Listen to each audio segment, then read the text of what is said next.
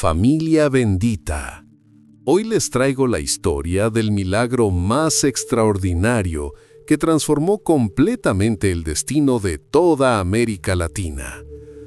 Es la historia de cómo la Madre de Dios se apareció a un indígena humilde y dejó una imagen imposible que la ciencia moderna todavía no puede explicar.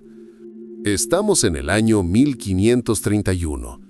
Apenas 10 años después de la brutal conquista española de México.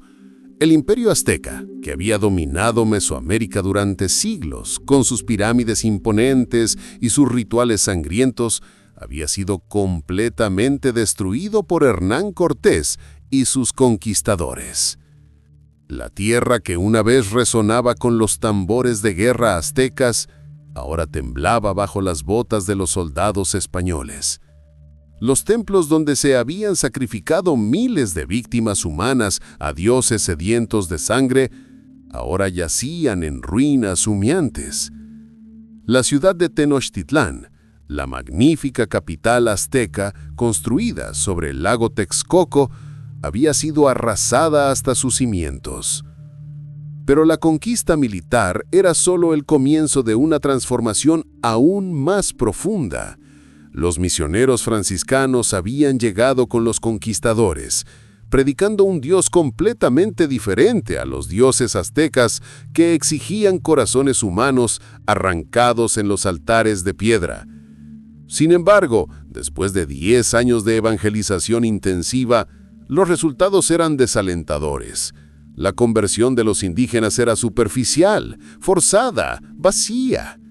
Los nativos mexicanos habían sido conquistados militarmente, pero sus corazones permanecían cerrados al evangelio que los españoles predicaban con palabras, pero contradecían con acciones crueles.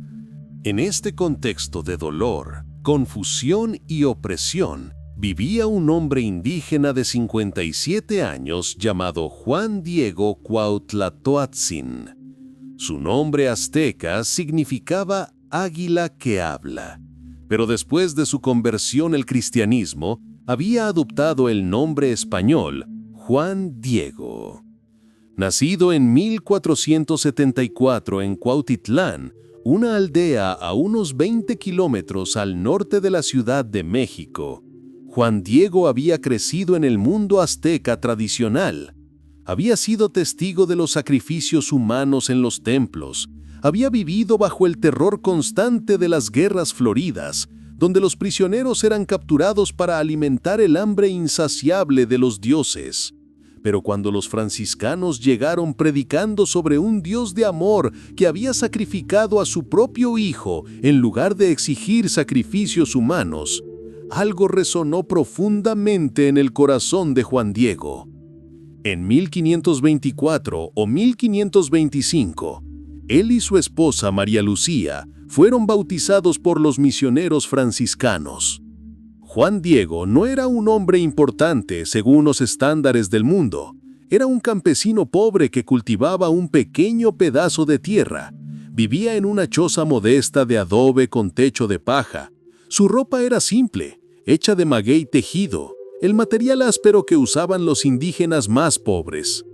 Cada sábado y domingo, sin importar el clima o la distancia, Juan Diego caminaba descalzo 15 kilómetros desde su aldea hasta la iglesia de Santiago Tlatelolco para asistir a misa y recibir instrucción religiosa. Estas caminatas de 30 kilómetros ida y vuelta bajo el sol ardiente mexicano demostraban una devoción extraordinaria que pronto sería recompensada de manera inimaginable. Su esposa, María Lucía, había muerto en 1529, dejándolo viudo y sin hijos. Juan Diego había ido a vivir con su tío Juan Bernardino, también convertido al cristianismo, en la aldea de Tolpetlac. Los dos hombres compartían una fe sincera en medio de un mundo que parecía estar desmoronándose a su alrededor. El sábado 9 de diciembre de 1531, amaneció frío y despejado sobre el Valle de México. Juan Diego se levantó antes del alba, como era su costumbre los días de misa. Después de orar brevemente en su choza humilde, se envolvió en su tilma o ayate, un manto simple hecho de fibras de maguey que usaban los indígenas pobres, y comenzó su caminata solitaria hacia Tlatelolco. El camino lo llevaba junto al Cerro del Tepeyac, una colina que tenía un significado profundo pero problemático en la cultura azteca.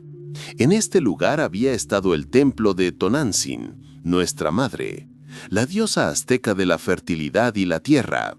Los españoles habían destruido el templo, pero muchos indígenas secretamente seguían adorando a Tonantzin en sus corazones. Eran aproximadamente las 4 de la madrugada cuando Juan Diego se acercaba al Tepeyac. El aire frío de la mañana le cortaba el rostro y sus pies descalzos pisaban cuidadosamente el camino rocoso. Las estrellas todavía brillaban en el cielo oscuro y todo estaba en silencio. Pero de repente, ese silencio fue interrumpido por algo completamente inesperado. Juan Diego escuchó música. No era música terrenal tocada con instrumentos humanos. Era un canto celestial, armonías que ningún compositor humano podría haber creado, voces angelicales que parecían descender directamente del cielo mismo. Se detuvo abruptamente en medio del camino, su corazón comenzando a latir aceleradamente. ¿Estaba soñando? Era su imaginación. Miró a su alrededor en la oscuridad, buscando la fuente de esta música sobrenatural. Y entonces vio la luz. En la cima del Cerro Tepeyac, una luz brillante comenzó a aparecer, como si el sol hubiera decidido salir en el lugar equivocado. La luz crecía en intensidad, más brillante que cualquier lámpara, más radiante que cualquier fuego. Toda la cima de la colina estaba envuelta en esta luminosidad sobrenatural que desafiaba toda explicación natural. Juan Diego cayó de rodillas, su tilma cayendo de sus hombros, sus manos temblando. ¿Qué estaba presenciando? ¿Era un truco de los dioses antiguos? ¿Era el dios cristiano manifestándose de alguna manera? Y entonces, desde el centro de esa luz cegadora, escuchó una voz. Era la voz más hermosa, más maternal, más amorosa que jamás había escuchado en sus 57 años de vida. Hablaba en náhuatl, su lengua nativa, con perfecta claridad y ternura infinita. Juanito, Juan Dieguito. El uso del diminutivo Juanito lo conmovió hasta las lágrimas. En la cultura náhuatl, los diminutivos expresaban afecto profundo. Esta voz celestial no lo estaba llamando con formalidad o distancia. Lo estaba llamando con el amor de una madre para su hijo más querido. ¿A dónde vas, mi hijo menor?, continuó la voz. Juan Diego, temblando de pies a cabeza, respondió con la honestidad simple que caracterizaba su vida. Señora mía, niña mía, voy a tu casa de México Tlatelolco, a seguir las cosas divinas que nos dan y enseñan nuestros sacerdotes. Sabe y ten entendido, tú el más pequeño de mis hijos, respondió la voz con ternura que derretía toda resistencia, que yo soy la siempre Virgen María, Madre del verdadero Dios por quien se vive, del Creador de las personas, del dueño del cerca y del junto, del dueño del cielo y de la tierra. Estas palabras en náhuatl usaban los títulos que los aztecas daban a su dios supremo, Ometeotl, dueño del cerca y del junto, Loquenahuaque. La Virgen estaba hablando en categorías teológicas que Juan Diego podía entender perfectamente, conectando la nueva fe con las aspiraciones más profundas de su cultura. Mucho quiero, mucho deseo que aquí me levante en mi casita sagrada, en donde mostraré, daré a conocer, entregaré al pueblo todo mi amor, mi compasión, mi ayuda y mi protección. Juan Diego levantó lentamente la cabeza, atreviéndose por primera vez a mirar directamente la fuente de la voz. Lo que vio lo dejó sin hálito. Era una mujer joven, quizá de 14 o 15 años, la edad tradicional del matrimonio en la cultura judía del primer siglo. Pero no era una mujer común. Su belleza trascendía todo lo terrenal. Pero lo más asombroso era que tenía rasgos mestizos, ni completamente española, ni completamente indígena, sino una mezcla perfecta de ambas. Estaba vestida como una princesa azteca de alto rango, pero con simbolismo cristiano entretejido en cada detalle. Su manto azul-verde, el color del jade precioso y de realeza azteca, estaba cubierto de estrellas. Su túnica rosa brillaba con luz interior. Llevaba una banda negra alrededor de su cintura, el símbolo azteca de embarazo. Estaba parada sobre una luna negra, sostenida por un ángel que parecía surgir de las nubes. Rayos de sol brillaban detrás de ella como si el mismo sol la estuviera coronando. Todo en su apariencia comunicaba un mensaje codificado que Juan Diego, educado en simbolismo náhuatl, podía leer perfectamente. Yo soy vuestra madre compasiva, tuya, de todos los habitantes de esta tierra y de todos los demás linajes, de los que me aman, de los que me llaman, de los que me buscan, de los que en mí confían. Aquí escucharé sus lamentos, prometió la Virgen, y remediaré todas sus miserias, penas y dolores. Luego vino la parte que haría que Juan Diego se sintiera completamente inadecuado. Ve ahora al palacio del obispo de México y le dirás cómo yo te envío, para que le descubras cómo mucho deseo que aquí me provea de una casa, me erija en el llano un templo. Le contarás puntualmente cuánto has visto y admirado y lo que has oído. Juan Diego se quedó paralizado. ¿Ir al palacio del obispo? ¿Un indígena pobre y analfabeto? ¿Presentarse ante el poderoso Juan de Zumárraga, un franciscano español noble, y decirle que la Madre de Dios se le había aparecido? Era una misión imposible. Los españoles apenas consideraban a los indígenas como completamente humanos. Muchos los trataban peor que animales. El obispo Zumárraga, aunque era un hombre devoto, estaba rodeado de secretarios, guardias y protocolos que hacían casi imposible que un campesino común pudiera acceder a él. Pero Juan Diego había reconocido la voz de la autoridad divina.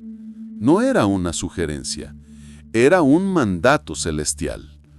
Con voz temblorosa pero determinada, respondió: «Señora mía, niña mía, ya voy a cumplir tu mandato. Ahora de ti me aparto, yo tu humilde siervo». La visión comenzó a desvanecerse gradualmente, la luz sobrenatural disminuyendo lentamente hasta que Juan Diego se encontró solo nuevamente en la oscuridad antes del amanecer. Pero todo había cambiado. El mundo ya no era el mismo.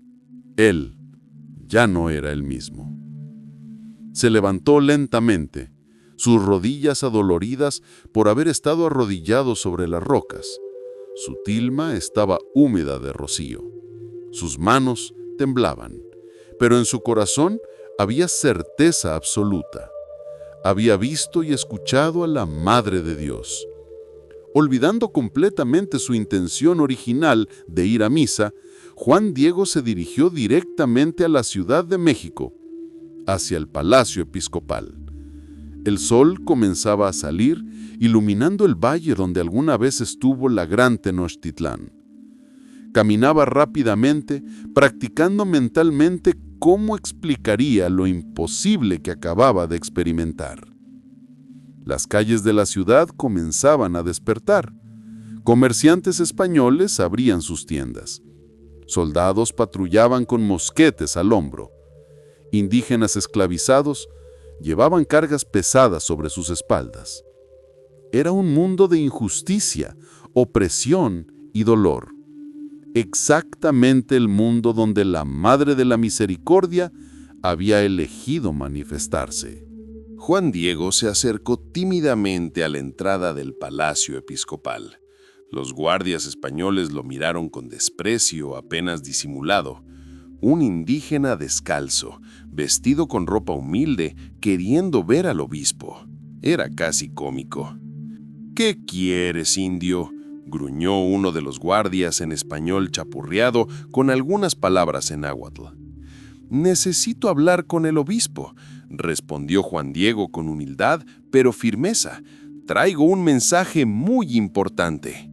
Los guardias se rieron. «¿Un mensaje importante? ¿De quién? ¿Del emperador azteca muerto?». La burla era cruel, recordándole que su mundo había sido destruido. Pero Juan Diego insistió con paciencia sobrenatural. Esperó horas bajo el sol creciente. Otros visitantes entraban y salían.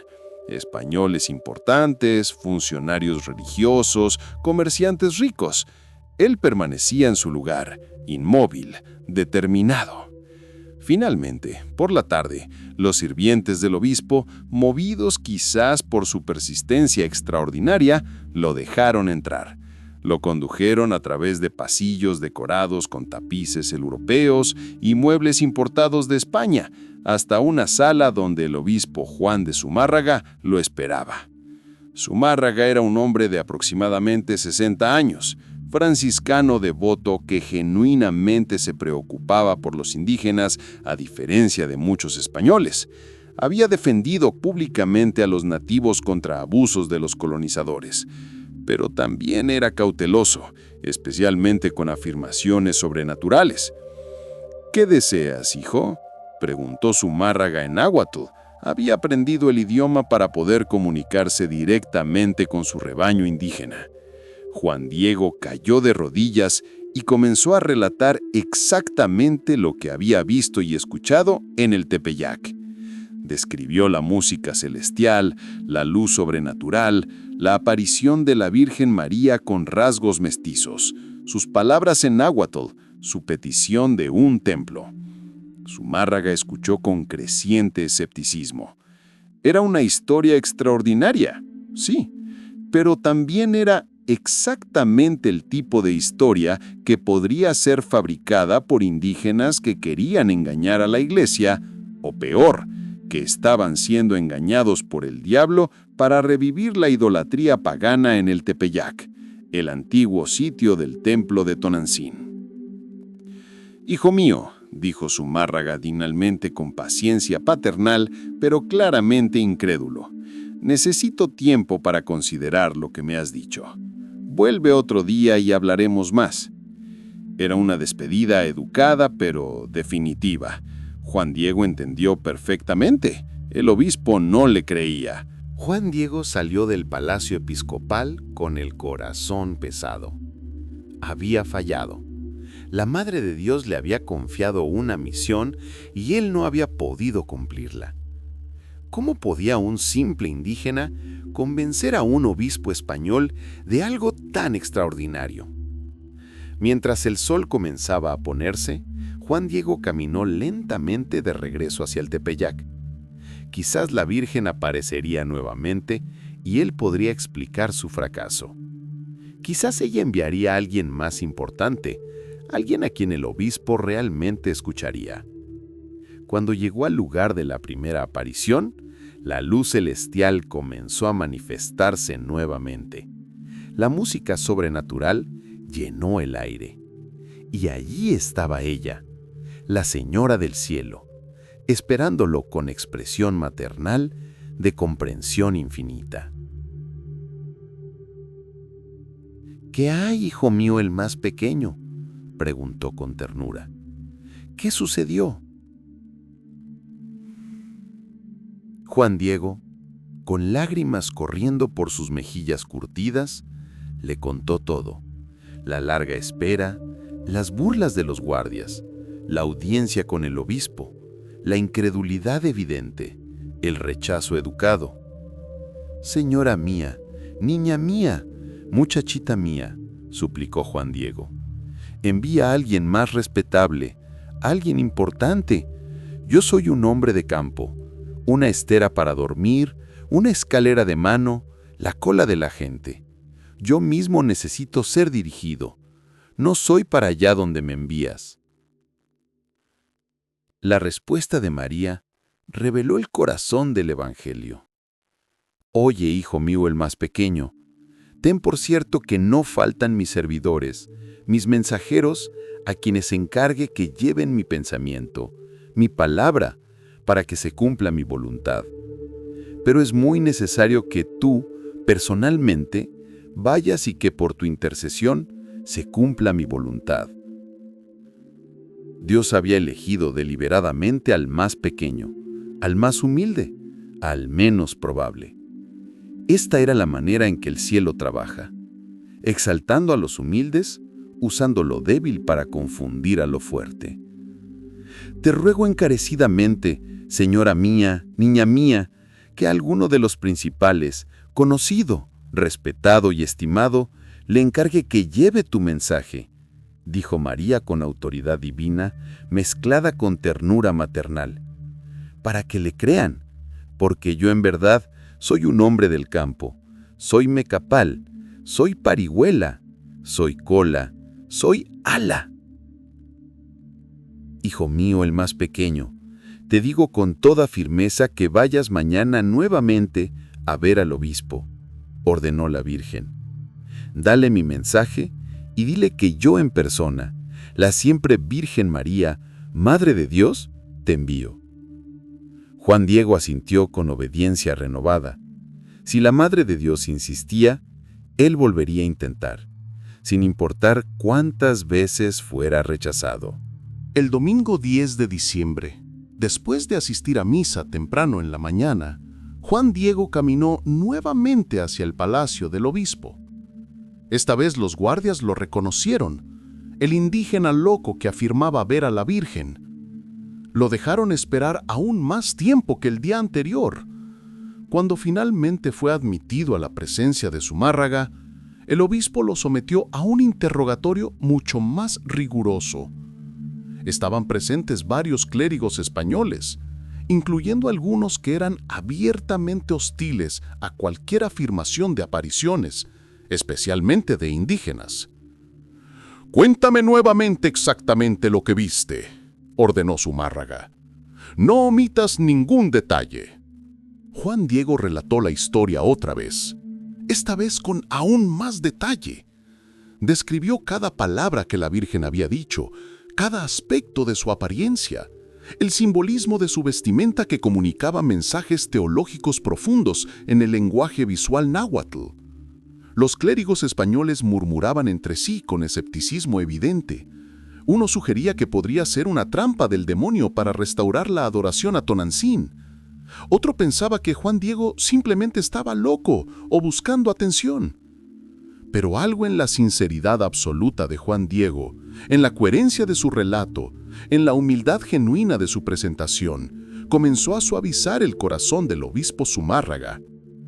«Hijo mío», dijo finalmente Zumárraga, «si realmente la Madre de Dios se te está apareciendo, entonces ella podrá darte una señal. Pídele que me envíe una señal clara, algo que no pueda ser falsificado o explicado naturalmente. Entonces creeré y construiré el templo que pide». Juan Diego sintió esperanza por primera vez. ¡Una señal! La Virgen ciertamente podría proporcionar una señal. Salió del palacio con determinación renovada. Pero el destino tenía otros planes para ese día. Cuando Juan Diego regresó a Tolpetlac esa tarde, encontró a su tío, Juan Bernardino, gravemente enfermo. La terrible peste que había estado devastando las poblaciones indígenas había llegado a su hogar. Juan Bernardino tenía fiebre alta, deliraba y claramente estaba muriendo. Durante toda la noche del domingo y el día lunes 11 de diciembre, Juan Diego cuidó a su tío moribundo. No hubo tiempo para pensar en apariciones o templos. Su único familiar vivo estaba al borde de la muerte. Para la madrugada del martes 12 de diciembre, Juan Bernardino estaba agonizando. Con su último aliento consciente, le suplicó a Juan Diego: «Hijo mío, ve rápidamente a Tlatelolco y trae a un sacerdote. Necesito confesarme antes de morir». Juan Diego salió corriendo en la oscuridad antes del amanecer. Pero había un problema. Para llegar a Tlatelolco, normalmente pasaba por el Tepeyac.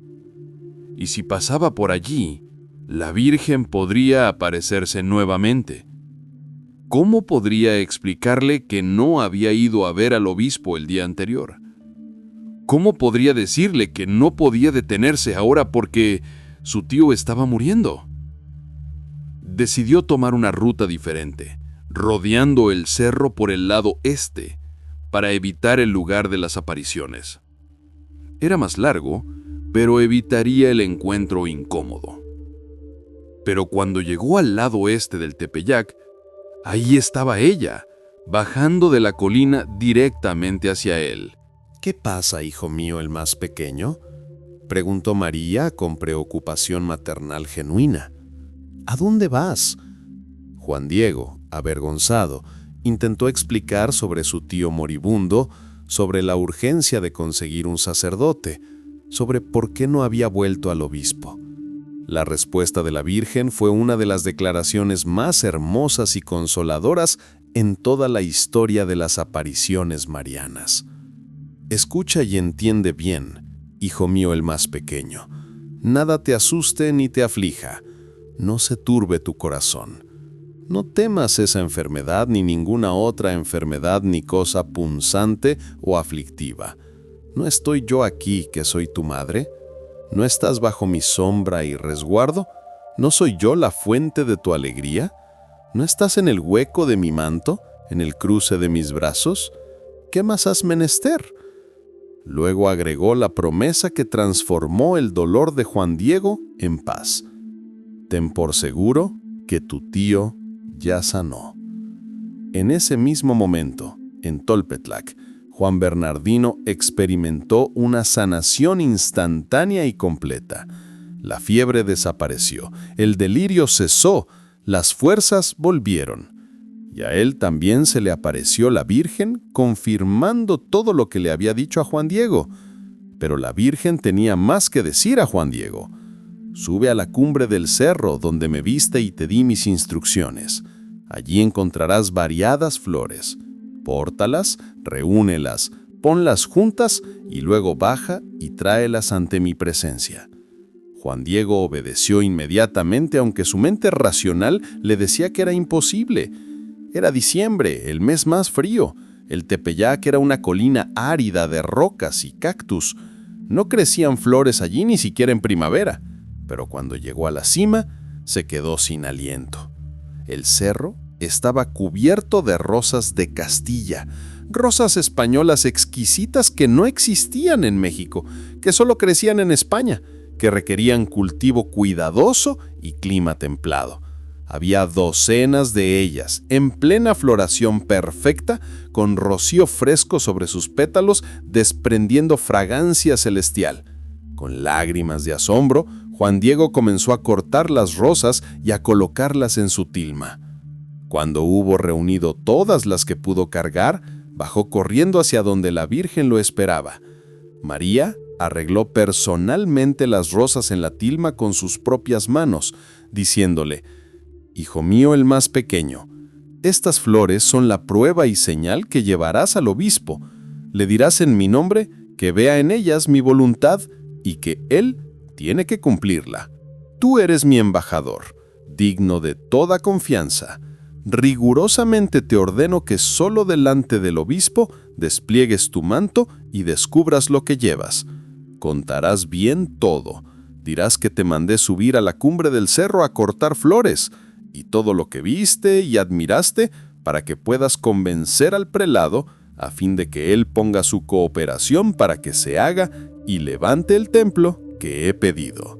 Juan Diego corrió hacia la Ciudad de México, su tilma cuidadosamente sostenida para no dejar caer ni una sola rosa. Los guardias del palacio episcopal, cuando vieron que traía algo envuelto en su manto, finalmente lo dejaron entrar sin demora.